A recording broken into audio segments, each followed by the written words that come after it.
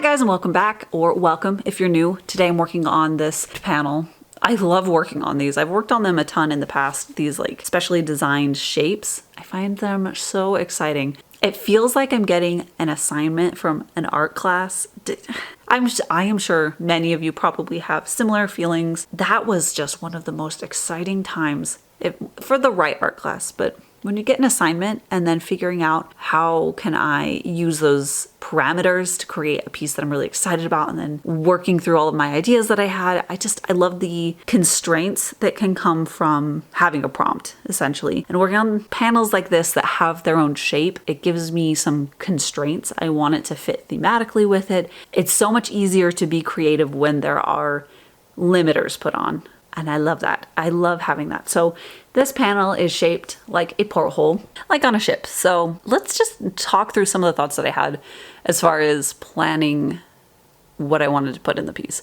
So some of the brainstorming thoughts that I had about it was, I thought about pirates, I thought about mermaids, I thought about less distinctly mermaid, siren kind of water entities, which is actually the direction that I ended up going more in. And then I also thought about, okay, if it's a porthole, do I need to research where it is in the ship? Because I don't know. Are portholes underneath the waterline or only above it? Or is it both? Or is this particular shape of porthole only in one area or the other? I had all those thoughts, like what is the actual practicality of this? And then I decided, well, if it's a sunk ship, then it doesn't matter if it was above the waterline or below it. So I decided to go more with that direction.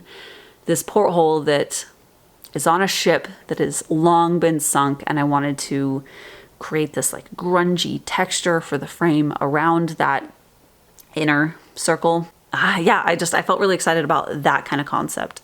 A long since lost ship, and then our Siren character in the middle of that circle, right in the middle of the panel. And the piece that I had done right before this one had a full character from like head to toe.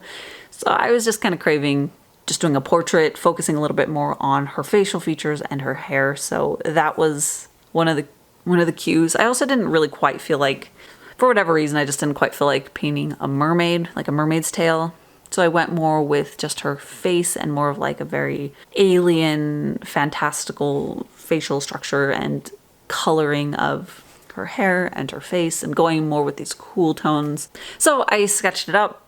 I was mostly happy with it. I had like a couple of versions of the sketch of her face, and I printed them all out so I could just play with it as I was painting it, and I could look at those as references. And I ended up doing a little bit of a combination of a few of them. But I decided with this piece, I was going to be kind to myself. So when I work on panels, I pretty much always leave the really tedious stuff till the end. So the edges of the panels, I hate painting the edges of panels. I love the look of it once it's hanging up on a wall. I love having that color that just seals it off. And I have very exciting news. So I have been working on a playing card deck, and the Kickstarter is going live March 31st. And I have a landing page for it now. So if you would like to be notified when it goes live, there's a link in the description of this video that'll take you over there. And that's just a landing page on Kickstarter that you can sign up with your email. There's no commitment there, but it just sends out an email from Kickstarter when my campaign goes live, so you can know right away. You can come over, check out the rewards, look at the artwork that went into it. I'm so proud of this project. I'm really excited about the artwork. There's a lot of art that goes into creating a 52, I think actually I have a couple extra, 54 card deck. So yeah, make sure to follow the link in my description to go check that out, to go see the starts of my campaign and to get notified when it goes live.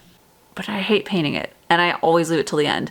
And then for like floater panels like this, where there's that groove around the central plane of the panel, and then there's like this frame on the outside, I hate painting inside the crack. Again, I love the look of it, but I don't like actually doing it.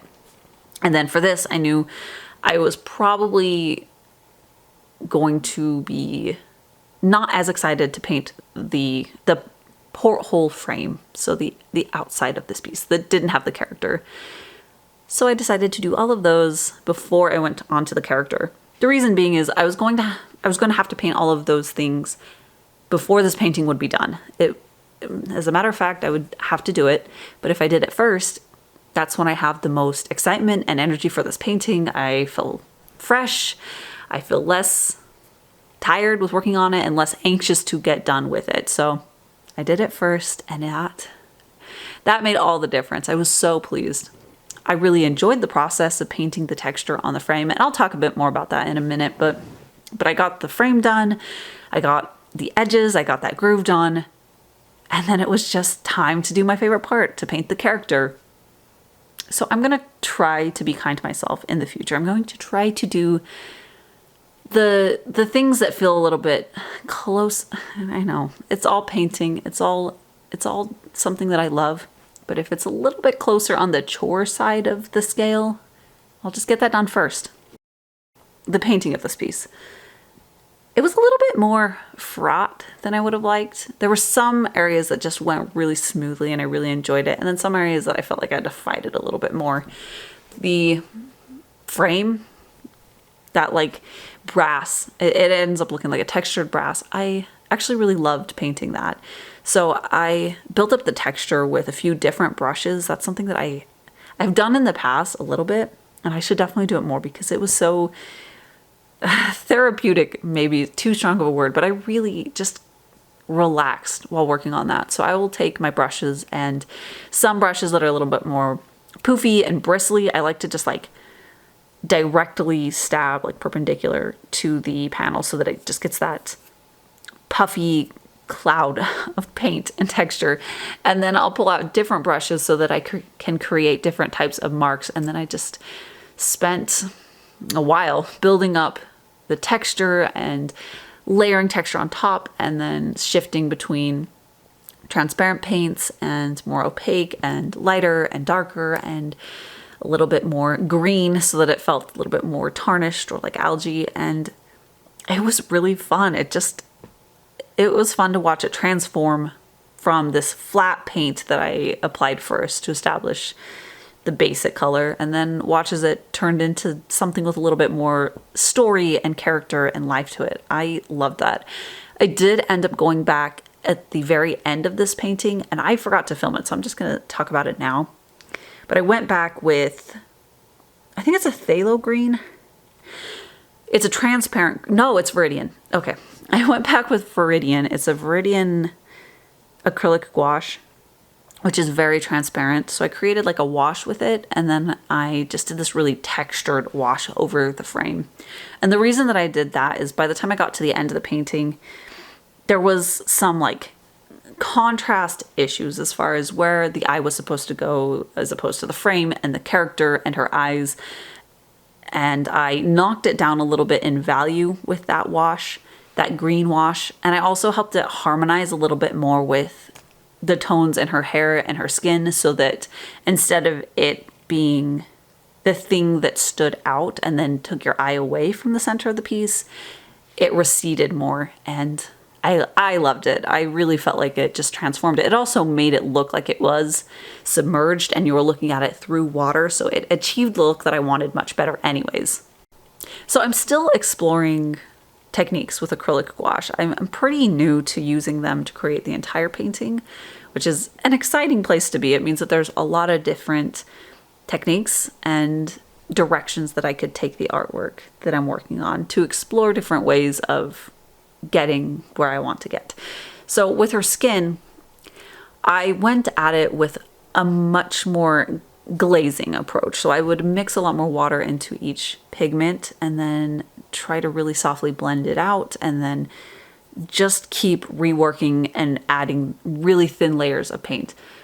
And I actually really liked that approach. I think that in the future though, what I do need to do is I need to establish an opaque layer first, kind of like the base mid-tone color of whatever I'm painting, and then I can add more and more of these glazing layers that can blend together really well. The reason for that is that I found that there was still a little bit too much transparency in these light layers, even though I ended up adding countless layers that were building up, and that added more and more opacity to it. But I think just starting with that, establishing flat color will help the color be a little bit more saturated and solid.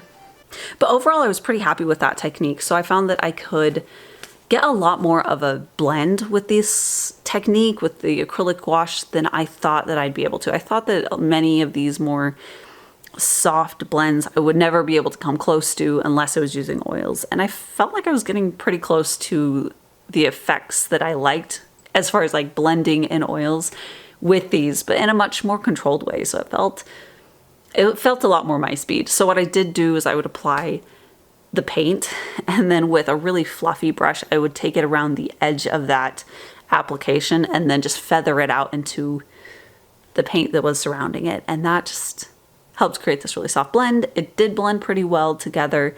And then if there were areas that were sticking a little bit more, I could dip the brush in just a touch of water and it would help it fade out a little bit better on the edges. And then when I started her hair, I used a different technique. So by the time I finished this piece, you could say that I had like 3 different techniques that I was practicing with it. And I think that was really helpful. It felt like I could really test a lot of different things out in this piece, and then moving forward, I can take the things that I learned, the things that I liked, and cut away the things that I didn't. But anyways, the approach that I took with her hair is I went in with the darkest areas and I painted those first, fairly opaquely.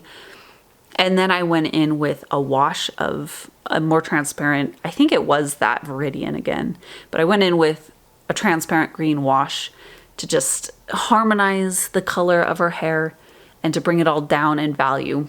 But I think that the hair might have ended up being the area that I felt the least confident in, and the area that I ended up reworking the most. And I think that's the thing that I find frustrating, is when I feel like I need to repaint areas.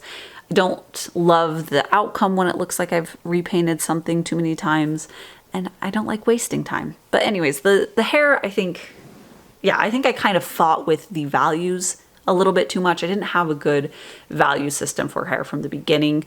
So I got most of it painted up in a way that I liked, and then I took the painting upstairs into where it, like a more natural home environment, if you will, not the studio lights. And it became immediately apparent that the values were just too close in her hair. It all blended up together too much. If you stood across the room, you could no longer distinguish light and dark areas or the shape of her hair. It just became one blob.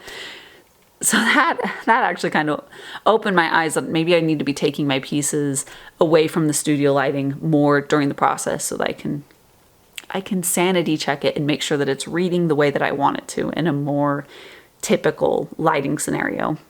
But after that realization, I added more highlights and I darkened some of the shadows, so there was just a little bit more contrast happening in her hair. It was easier to read, it was easier to see what was going on. And then I was still feeling dissatisfied with this piece. It was at a place where it was like, it felt like it could come together, but it wasn't yet. And I wasn't 100% sure what to do to make it something that I was really happy with. It was in that kind of phase where I was uncertain. So I set it down, I gave myself a night at least away from it. And then I decided to do the line work. I love doing line work. I love how it cleans up a piece. It can just really finish up and polish things that moments before looked really kind of rough and undistinguished. So I did the line work and I was significantly happier with it. I was able to see a little bit clearer where the areas were that needed fixed still, but it brought it closer to like that final vision that I had for it. This original painting is available at my shop. She's titled Siren, and there's a link down in the description. But in other news, I have a landing page for the Kickstarter that I've been working on, and it'll be launching March 31st. So if you want to check it out, there's a landing page, there's a link down in the description.